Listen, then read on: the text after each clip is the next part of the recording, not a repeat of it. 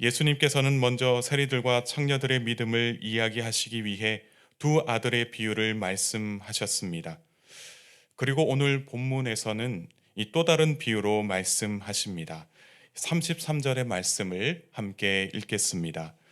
다른 한 비유를 들으라. 한 집 주인이 포도원을 만들어 산 울타리로 두르고 거기에 습자는 틀을 만들고 망대를 짓고 농부들에게 새로 주고 타국에 갔더니 어떤 주인이 포도원을 만들었습니다.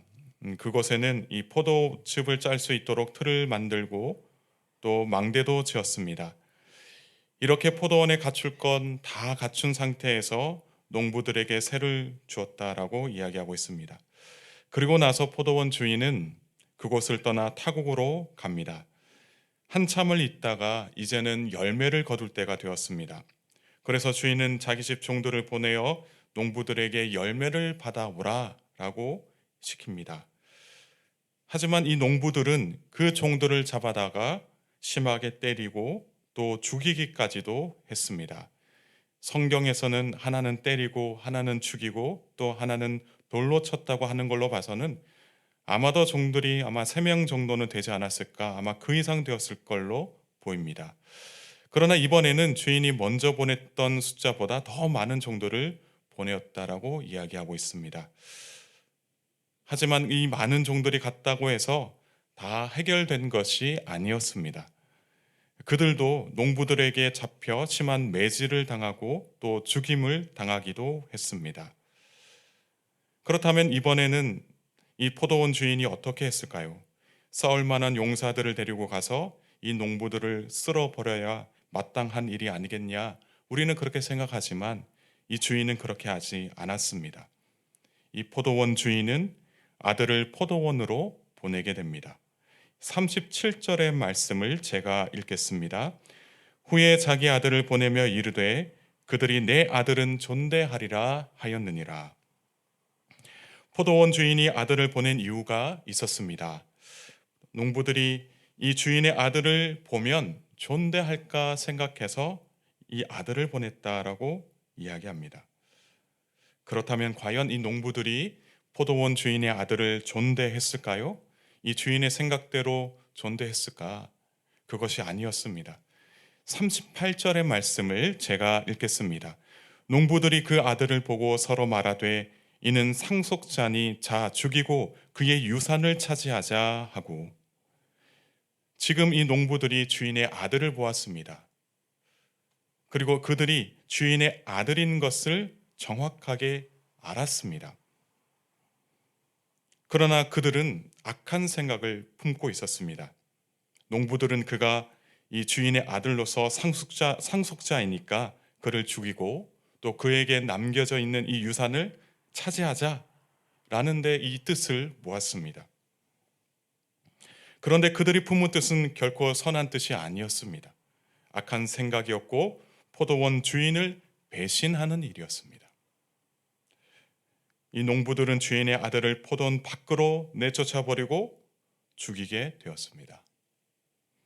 자, 이것이 무엇을 의미하는 것일까요? 우선은 예수님께서 대제사장과 바리새인들에게 질문을 하고 있습니다. 40절의 말씀을 제가 읽겠습니다. 그러면 포도원 주인이 올 때에 그 농부들을 어떻게 하겠느냐? 지금 예수님은 대제사장과 바리새인들에게 묻습니다. 포도원 주인이 오게 되었을 때 포도원을 뺏기지 않으려고 수단과 방법을 가리지 않고 악행을 저지른 이 농부들이 어떻게 되겠느냐라고 묻는 것입니다. 이미 답이 나와 있지 않습니까?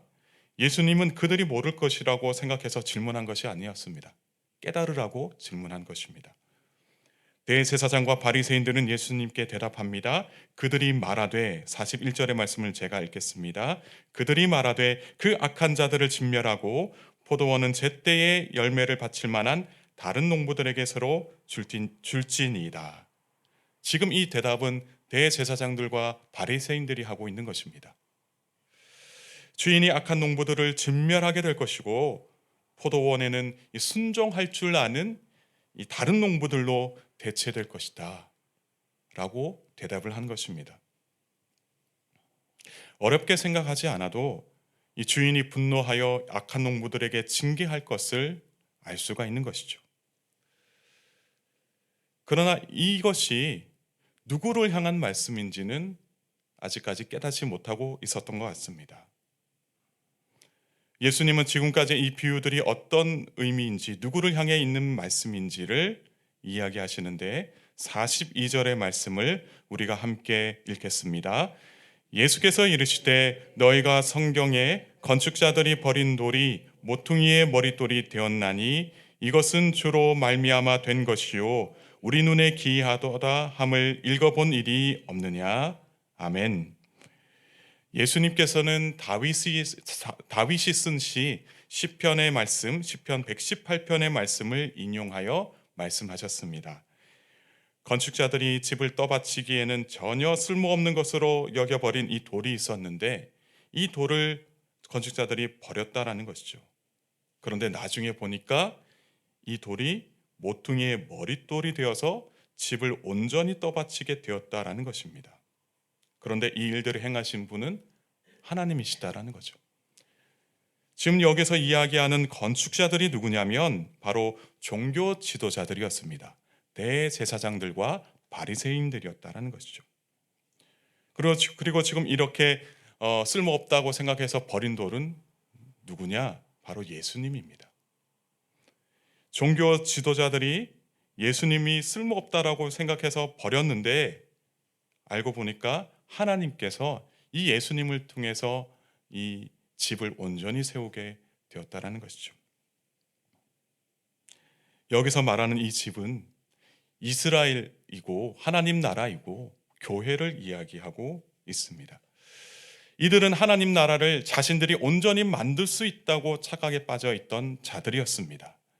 그리고 예수님을 가리켜 사람들을 선동하는 자로, 그래서 자신들이 세운 종교적 사회적 질서를 어지럽힌다고 여겨서 잡아서 죽이려고 했던 것입니다. 종교 지도자들이 필요 없다고 예수님을 버렸지만 하나님은 그 예수님 위에 견고한 교회를 세우시고 견고한 하나님 나라를 세우시고 또 그 하나님 나라와 그 교회 안에서 사람들은 하나님과 화목해 되는 그런 일들이 일어날 것이다 라고 말씀하고 계시는 것이죠. 그리고 더 나아가서 예수님을 버린 종교 지도자들은 하나님 나라를 완전히 빼앗기게 될 것이다 라고 말씀하고 있습니다. 그리고 예수님을 나의 구주로 고백하며 믿음으로 열매 맺는 성도들이 하나님 나라를 얻게 될 것이다 말씀하십니다.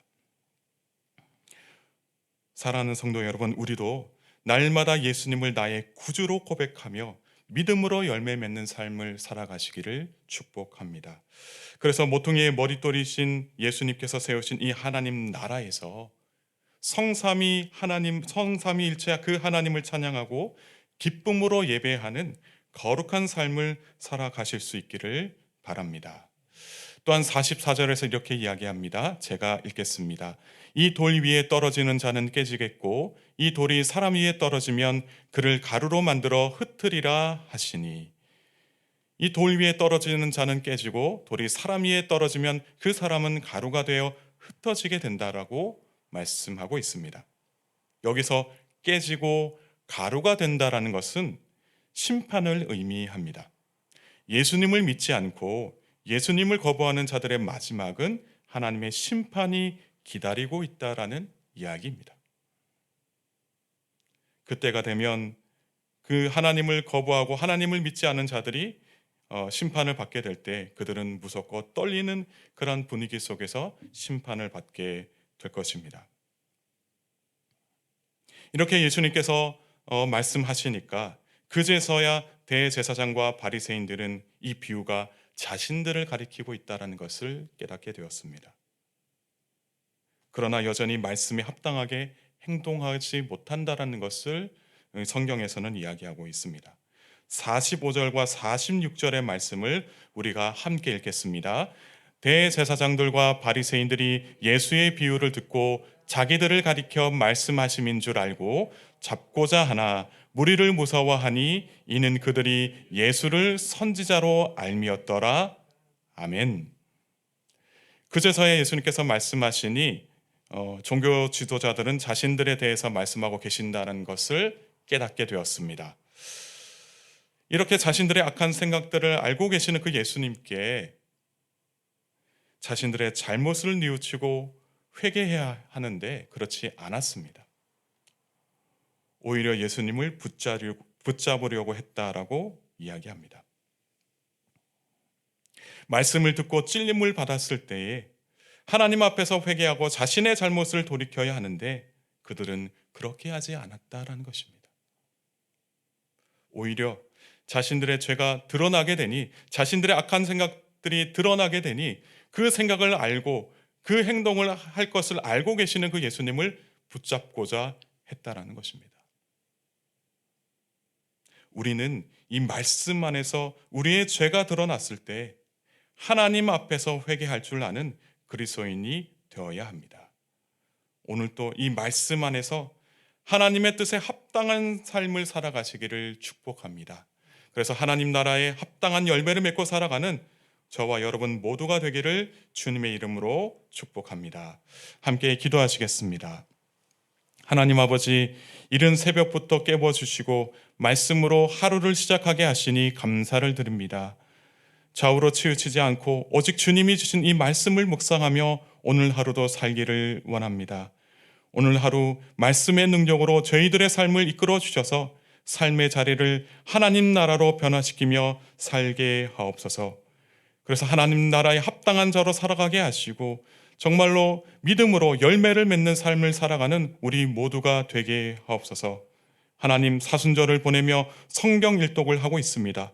온 교우들이 이번 성경 일독을 통해 말씀의 깊이를 더하게 하시고 또 말씀의 은혜를 누리며 살아가게 하옵소서. 또 이 말씀을 통해서 하나님께 더 가까이 나아가는 우리 귀한 아름다운 교회 성도들 될 수 있도록 은혜 베풀어 주옵소서.